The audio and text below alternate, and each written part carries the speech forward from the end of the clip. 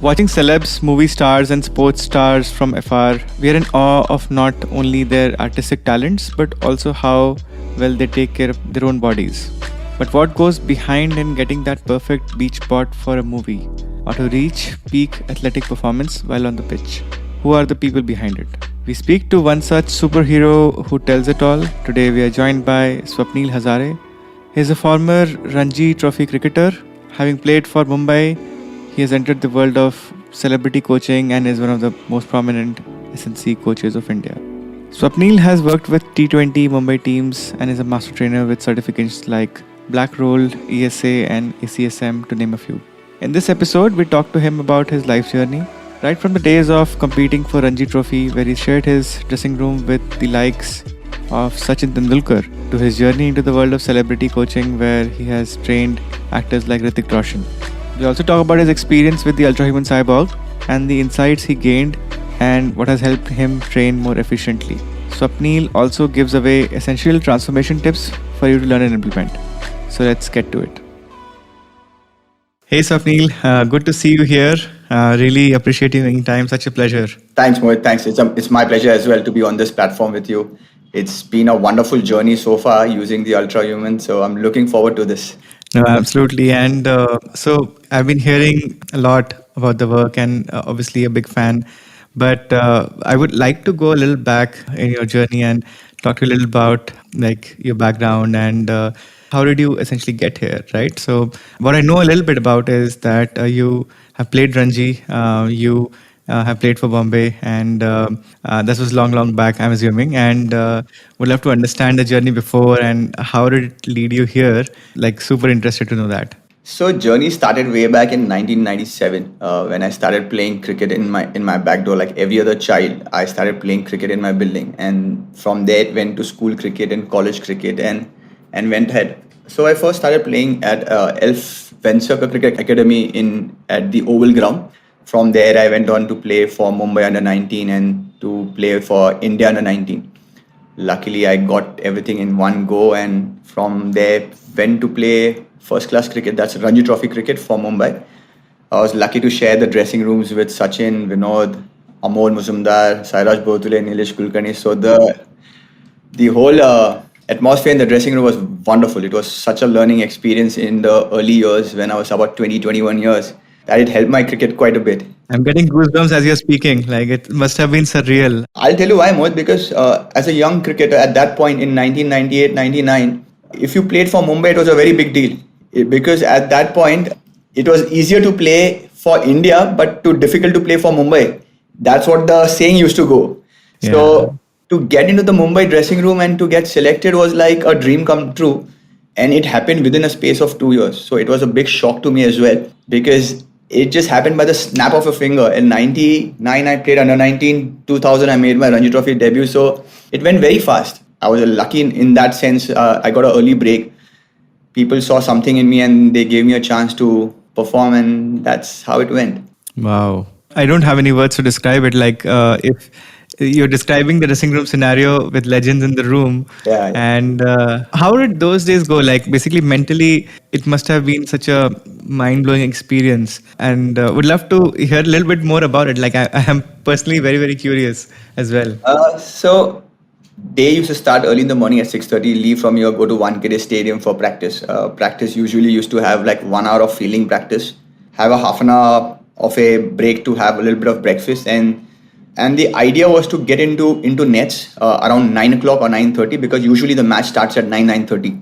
The Ranji Trophy match starts at 9:30. So idea was to get into the nets at 9:30, and then nets used to go on about for 2.5 hours, and then break and have a quick snack and get back home.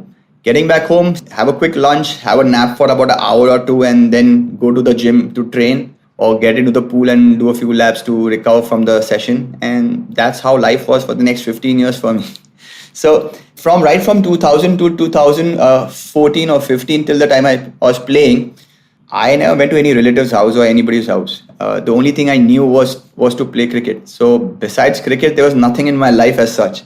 Cricket, training, and that's what I knew all about at that period of time. Wow. It sounds like, I mean, this is Sort of like found your passion, right?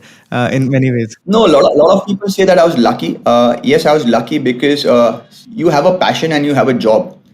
My job was my passion, so that in that sense, I was very lucky to have something which was my passion, and that's where it helped me to deliver the best what I could. No, no, absolutely. And I think it's, I mean, really have to, like, it's also said that you have to really create your own luck, right? So Yeah, true. that goes in hand. So yeah, that's pretty cool. And from there to actually like here right now, right? And essentially making a different move and equally, and I would love to know those challenges as well, like moving to a new industry where it's, you were telling me at the beginning, like how challenging it is from a schedule perspective. Yeah. But how did that journey happen? So I had my first injury way back in 2004. In my initial years, I had a knee surgery at my meniscus, my left meniscus, and that's when I was doing my rehab. And one of my mentors at that time, Dr. Kinjal Suratwala, he was conducting a fitness program. He was conducting a certification for fitness trainers, and he said, "Ki Swapneel, since you have such a keen interest in fitness and you are injured, you don't have anything to do for the next couple of months. Why don't you do this course?" So I did that course way back in 2004, and that's where the journey began. That's where I felt that was my actual start of learning things in terms of training. How young were you like back then? Like I was 22, 23 at that point. But in 2004, I was 24, and that's when you are at the peak of your life, trying to hit as a fast bowler. You are trying to hit that peak, and that's when I started to learn few things. I went to MRF Pace Foundation where I met Ranji Srinivasan, who used to drill us as like anything. Like I'm still in touch with him. He used to be the trainer of strength and conditioning coach for the Indian team at that point. And man, he used to drill every single person, and he used to make fast bowlers. Like in terms of fitness, like he really used to push. And the best part was a lot of people from Australia came along with Dennis Lilly at that point to MRF Pace Foundation, like Richard Dawn, who was a trainer for the Australian cricket team, their physios and trainers. And once you start interacting with such people, your knowledge starts getting updated. You learn new methods. And eventually, I went on to National Cricket Academy, which was just started in 2000 in the very first batch. So there was a lot of exchange programs happening at that point. So during those exchange programs, you come across different trainers, different physios, and you learn a lot of things from them. And by nature, I'm a very curious person. If I like to learn new things. If there is something I want to know, then I'll get to the bottom of it by finding different ways to get around it. And because of my interest in training, because for me, my bowling depended on my fitness, on at what speed I ran. Everything was for rhythm for me. So if I ran well, I bowled well, and I bowled fast. If my legs were not fit enough or they were not fresh enough, I used to struggle. And the result which produced in terms of bowling was not very good. So I knew that everything was around my fitness level. So I used to push myself to the extremes to keep my level up, to be among the fittest. But yeah, and trying to do that, what happened is at that point, there wasn't much education around like the way it is now. The support system wasn't that great. It was there, it was good. There's no complaints about it at that point. But looking from now, what I see now, the support system in place for athletes is much more higher and better. In time, trying to push myself, I got injured quite a few times. I had 2 knee surgeries, I had 2 broken ankles, I had 2 shoulder injuries. And to get back every time from an injury was a challenge. And every time you get injured, you learn something new about your own body. And you try and explore different ways of getting better and around it. And that's where my fitness journey actually started, from my own experiences of breaking down and getting back on my feet again. Now, I think you would have literally been through the transformation of the Indian sporting industry. Yeah. From the Indian sporting culture, which moved pro fitness from like basically not so pro fitness. I know exactly what you're saying. There was a point where Indian players were not that keen on fitness. It was more skill based and more talent based. You could never see an Indian slide on the field before. You never see an Indian dive on the field, or you sprint as quick as anybody. And eventually the generation changed. Yuvraj Singh, Kaif, Ajay Ratra, Zair Khan, Harbhajan Singh, the new lot which came in, they brought in a different kind of energy on the field. All thanks to Saurav at that point, who made a major change and who backed them to the core. And I think that's where the whole system changed. And a lot of emphasis were given on fitness at that point. And a lot more younger players started diving around, jumping around, getting more fitter. They started training a lot. And after that generation came a new generation of Virat Kohli and all. where you see them lifting doing more powerlifting stuff. Powerlifting is completely a different sport altogether, but a lot of players have started lifting weights and doing cleans and snatches, looking at different players. And I think the whole concept of fitness in cricket has changed. Not only in cricket, but in other sports also, it's completely changed. You see a lot more Indians getting more fitter. You look at the bodies and you see like, oh, he's fit, yeah. It never used to happen before with Indian athletes. You see them talented, but you never saw them or looked at them as like, oh wow, what a physique, what a body. But now it's changed. I think people are more aware of what is required to succeed at that topmost level, and that's where the change has come around. Yeah, and I think there was this transformatory phase, and as you said, like in sports, rightly summarized it like three different phases, right? The pre-phase and then the middle phase, Yeah. where for sort of made the change, and essentially now the new era, where I think we are also known as the fielding side. Yeah, it was never known. Like Indian fielding side was something that was never happening. But you see now, it's among the one of the best fielding sides in the world. Like Jadeja, Shreyas Iyer, you name the players, and they are like superly fit. And something similar, by the way, happened in Bollywood as well. I would say that, and primarily due to, I think, I remember. Okay, maybe I need to brush my memory, but when Kaho Na Pyara came out with Hrithik Roshan, Yeah. the first physique that came out actually sort of like defined. Yeah, there were Bollywood actors before that. So what you're saying is absolutely right. Just before Kaho Na Pyar, hey, there were bodies, but they were like huge bodies. There was not a definition of the body. There was no sharpness in the body. The size was there, and it was all there. I think it started with Salman Khan in the movie Suryavanshi, where his body was really in good shape.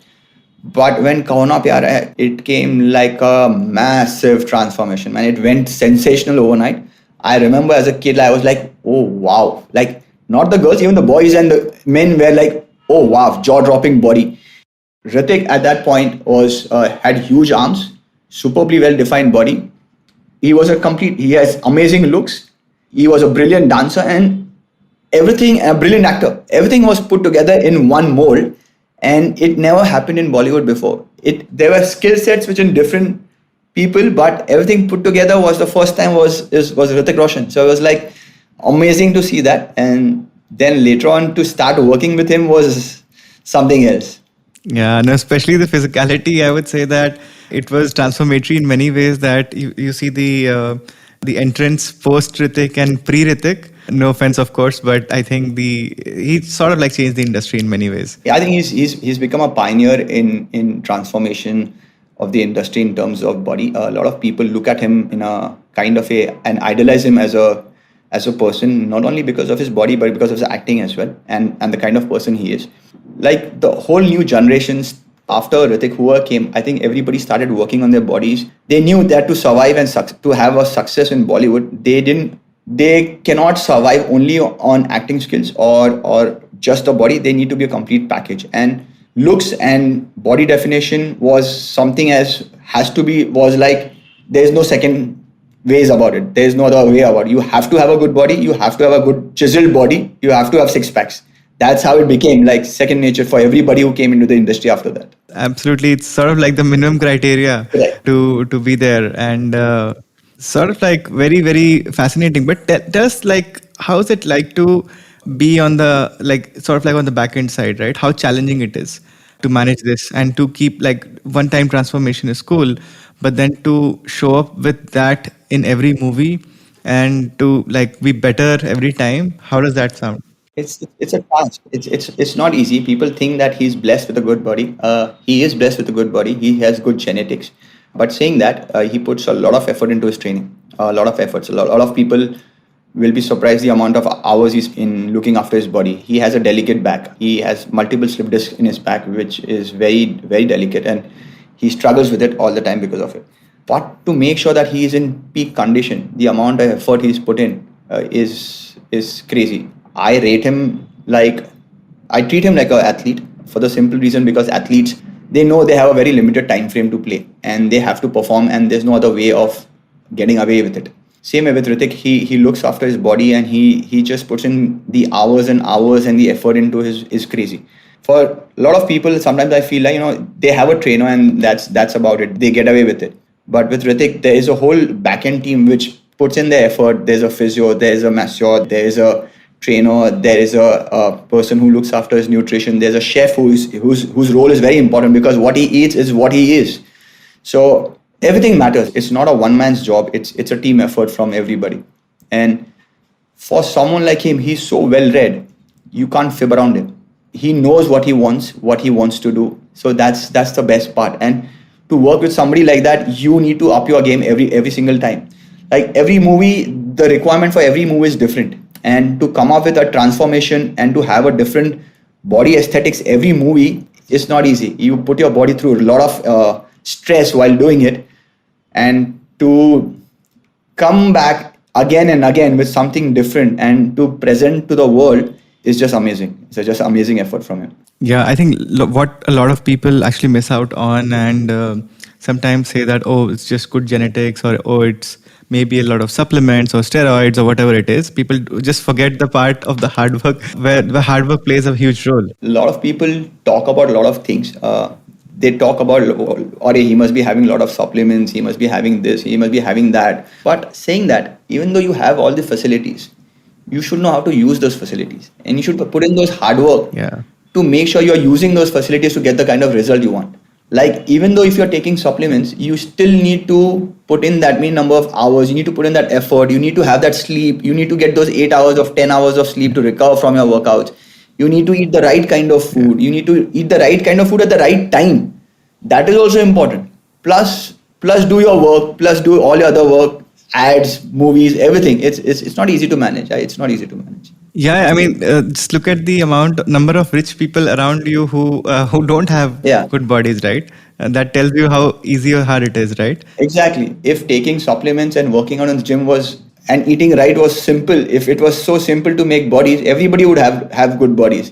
People like me would be out of job by then. No, I think everybody, because then like there wouldn't have been a problem in the world. But I think the problem really is that it's such a complex field, right? Just eating well itself, like as you mentioned, right? Eating at the right time, the right proportions, the right mix, rightly sourced. It's just such sort of like a rabbit hole of things that actually you can do. The more you get into it, the more you learn, the more you develop something. And every time you come across, oh, I didn't know this. Oh, this is how it is. So you keep on learning new stuff. When you keep on trying to learn, you try and keep getting deeper and deeper into it, and you find that, oh, this is also possible.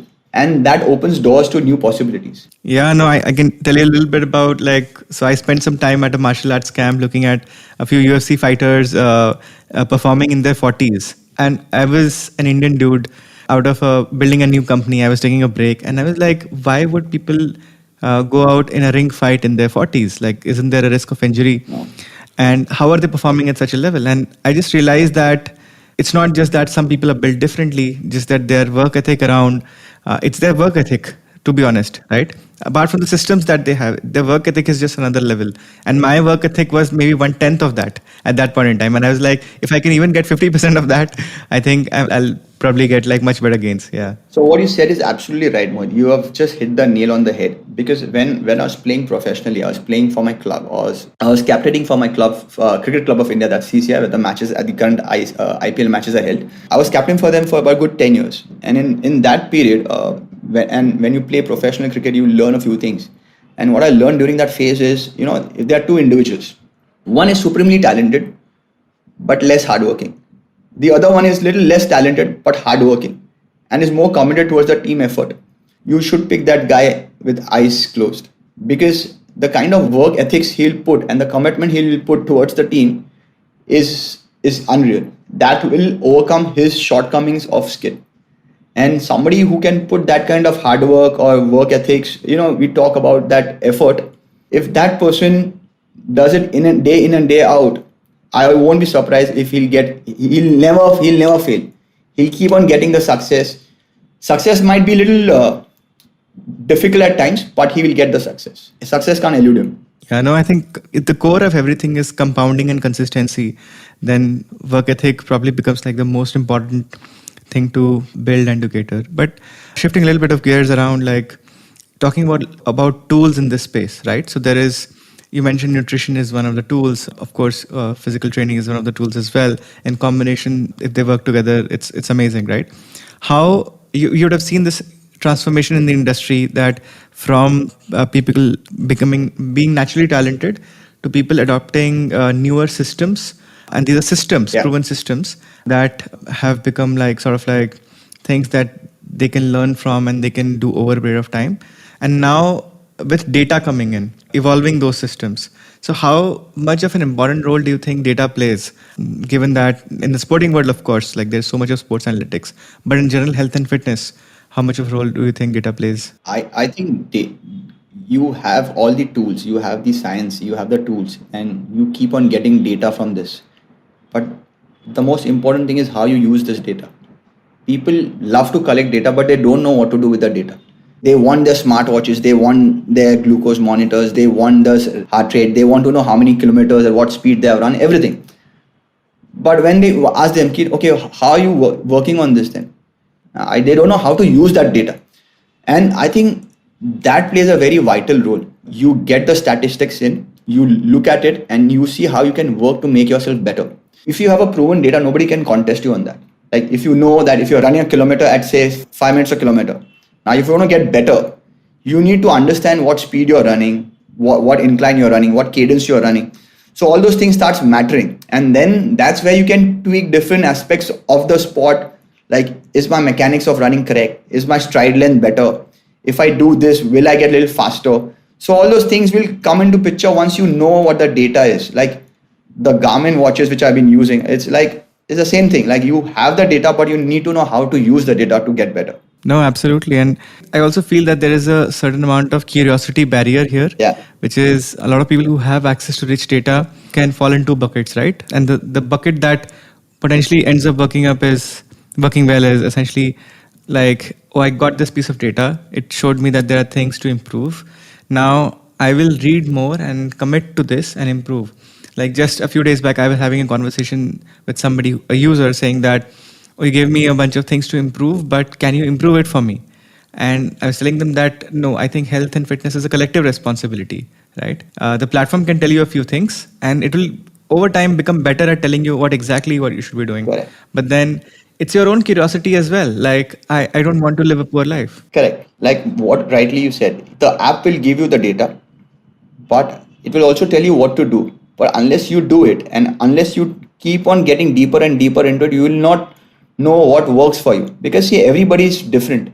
Everybody has a system which works for them. Everybody's body works very differently. So you need to experiment with that and how it will work and suit you to get better. Because there is no one rule which applies to everybody. It's slightly different, which will make you a little better than the other. Yeah, I think that compounds. I think experimentation is the right framework, as you rightly summarized. It's the right mindset that I'm experimenting, I'm trying out new things, I'm learning new things, I'm evolving myself every day, being consistent with it. On that note, how was the journey with a glucose monitor? Oh, it's brilliant. I'm not saying this because I'm on this platform, I'm talking to you, Mohit, but it's been brilliant. So I had a slip disc in 2018, and since the time I stopped playing professionally and had a couple of surgeries on my shoulder, one surgery on my knee, I started putting on weight. As a trainer, I was working with clients, busy, hectic schedule, and I'm carrying foodstuffs with me, like what I was saying, carrying supplements, carrying food, eating the right things, and training like a dog, and still not getting the results which I expected because of the kind of effort I was putting in. When I started using the CGM monitor, I realized what I'm eating is right, but not at the right time. What I was doing is, like, I tried and tested it out. I had the same meal at the same time every single day, but the result was very different on both the days. Is because the way I ate and in what order I ate made a difference. So that was a learning experience, and I was like, oh God, what am I doing? I am eating the right stuff, but not in the right order, and that gave me a very high sugar spike. And when that spike happens, your body doesn't let you use the energy systems the way it's supposed to use. It doesn't help you burn the fat the way you're supposed to burn it after eating and after working out. And I was like, oh, this is an eye-opener for me, because somebody from a training background who's everything depends on training and who's been putting in the hours and eating, I love my food. I can't stop eating. So that is also one reason why it's very difficult to get back in shape, because the kind of food you eat and how much you eat. And when I started using CGM monitor, it gave me a very clear idea that what I'm eating is right, but the way I'm eating is not right. When I tried and tested both the meals, exactly the same meals, and in the order I ate made the difference. And like in the last couple of months, since the time I started using a CGM monitor, I have dropped like about 4 kilos. And in terms of fat percent, I've dropped about 4%. So that's a massive drop for me in the last 3 months for me. So it's helped majorly. Like I said, the data is there, but how to use the data is the trick.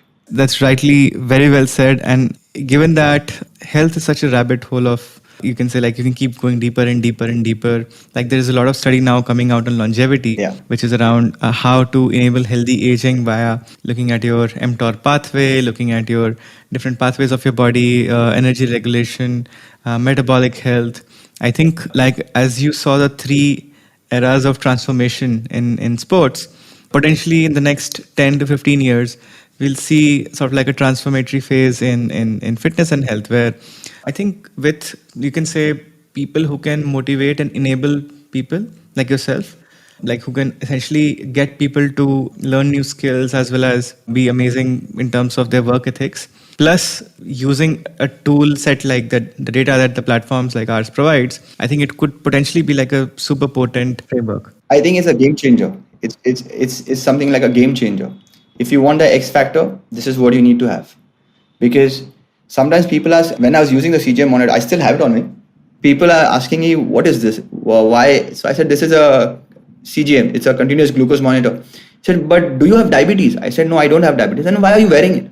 I said, it has nothing to do with diabetes. I'm wearing it for my health, to monitor what's my blood sugar at any given point of time, to understand what should I eat at what time, what is the best time for me to work out, when is my body primed to work out. All those things are very important if you want to get the best out of your body. If I haven't slept well, my body responds very differently. If I eat something, my body reacts very differently when I eat sugar. My stress levels also make a difference to how my body reacts to different kinds of food stuff. So all those things started giving me a very deeper insight into what I could do with the data. And that's where it changes. That's where it changes. People think, you know, the worst part in Indian system is like people don't want to invest in their health. They think it's a cost, but they will go to the doctor to pay their fees, but to invest in their own health, they will not do that. They'll go and spend some 3,000, 4,000 bucks in a hotel, but to invest in their health, they'll say, "Nahi, it's too expensive." This is the mindset that needs to change. If you invest in your health, there is nothing better than that, and that is where you should put your money into, because that is something that will keep on going. It can't go waste. No, absolutely. And I think we feel that every day, as that the culture has to be created at grassroots level. By the way, same problem as sports. Yeah. That if top 10 people in the country, if the cricket team essentially goes out winning, that will definitely create the culture. But the best way to create the culture is to have like people playing cricket in every gully and street, or any other sport, by the way, right? Unless the people are involved in sports, the top team cannot have more talent, and then eventually the culture won't be created. Similarly, if you want to have like a great fitness culture all around, so all of us, like the best, like basically the top performers, like the other day, like we were actually speaking to like some of the top billionaires in the country, and the amount of health issues that they are having, essentially, right? They have access to almost everything that is possible, but why is health still an issue? So it's such a large, complex problem for everybody, rich, poor aside, right? I mean, it's not about the resources, it's just about the mindset and your work ethic. So it's an amazing industry, or it's an amazing problem to solve overall. Yeah. But yeah, it is. Absolutely. And one of the things that I was very curious about, and also for myself, was like, given that you've seen through so many transformations and also the harder ones, right? I mean, you must like the 3-month long transformation, which almost sounds like impossible to believe, right? Yeah. Let's say the top 3 things that you would tell people who are transforming themselves, right? To watch out for or to think about. Your top 3 advice for those people. Train under supervision. Train under a guy who knows his stuff. Do not use your own head. He is there because he has the knowledge and he has the ability to transform. Secondly, eating. Eating is the most unlooked part. I think it's the most underrated part. I think bodies are made in the kitchen. And it's very true. If you are what you eat, that's the second thing. Third is rest. You need to rest first. only when you are well rested, when you are well recovered, can you put in that kind of effort. These three things are my magic words for a transformation. Wow, it's such a simple and a powerful framework. Nothing, you can't change much. You need to put in the effort. If you use your own head, you could probably do a surgery on their own, but you go to a specialist, you go to an orthopedic to get your surgeries done, you go to a specialist to get your surgeries done. Then why don't you hire a specialist to train you and transform you? That's one. Eating is without saying. There is no other secret to it. Swapneel, it's been a pleasure to speak to you and to learn about your experiences. I think we would love to collaborate and work together in terms of like building and playing a role in the industry and in this ecosystem where I think millions and millions of people actually need help to improve their own health and also to transform themselves. So of course we'll stay in touch, and thanks a ton for making it here. It's been such a pleasure. Like throughout the podcast multiple times, I think I haven't had like so many goosebumps ever. The pleasure is mine, Mohit. The pleasure is mine. I've been looking forward to this. I've thoroughly enjoyed using the Ultrahuman CGM device. It's just brilliant. It's given me a new insight in how things work, and I've been using this with Ritik as well. And he's very keen on it, and he's very much into it. Right now, because we're doing an action shoot, he's just removed it for the purpose because he's doing action. But as soon as it gets over, we are going to get back onto it again. Very cool. And there's more, by the way. So we'll tell you there are more biomarkers coming in. Oh, that's great. I'm looking forward to it. It's been a wonderful journey using the CGM so far. I'm looking forward to the new biomarkers. Amazing. Thank you, Swapneel. Thanks, Mohit. Thank you. Thanks. Life of an SNC coach isn't easy, and especially when your clients include some of the world's biggest celebrities. Hope it gave you enough motivation to go after that transformation you have been sitting on. If you like this episode, please share with your friends and family. Tag us at UltrahumanHQ on Twitter and Instagram, and let us know what intrigued you the most. See you soon with the next episode.